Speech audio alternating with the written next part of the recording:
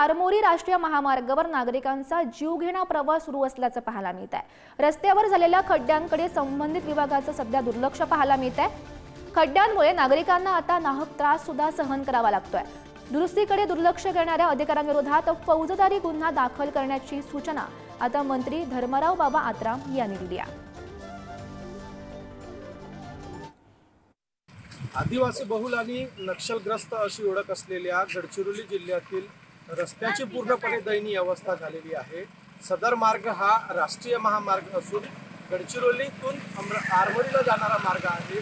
सदर मार्ग हा चंद्रपूर आणि नागपूर जिल्ह्याला जोडला गेलेला आहे। आपण इथं बघू शकतो की अशा प्रकारे मोठमोठे जीवघेणे खड्डे या रस्त्यावर निर्माण झालेले आहेत। कितीतरी अपघात या रस्त्यावर होत आहेत। नागरिक घसरून पडत आहेत। नागरिकांची दयनीय अवस्था झालेली आहे।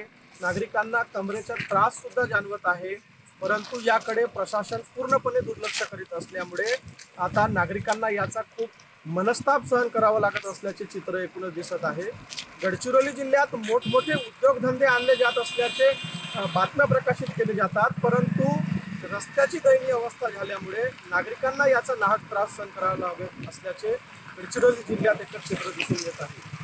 न्यूजसाठी आशिष अग्रवाल, गडचिरोली। स्टेट हायवेचा भाग आहे, त्या भागामध्ये थोडाफार रिपेअरिंगच्या दृष्टिकोनातून आपण कालच सांगितलेलं आहे। त्या सांगत असताना आपण जे अधिकारी काम करत नसतील ते कामावर आपण ते फौजदारी गुन्हा नोंदवण्याचं काम आपण डायरेक्शनच्या मीटिंगमध्ये परवाच्या मीटिंगमध्ये दिलेलं आहे। आणि कालच आपले जे एक्झिक्युटिव्ह इंजिनियर आहेत साखरवाडे आणि जे डेप्टी इंजिनियर आहेत चामुर्शीचे आपले BNCचे त्यांच्यावर गुन्हा सुद्धा काल मुंचेरामध्ये दाखल केलेला आहे आणि त्या दृष्टिकोनावर त्यांच्यावर कारवाई करण्याकरता मी सांगितलेलं आहे।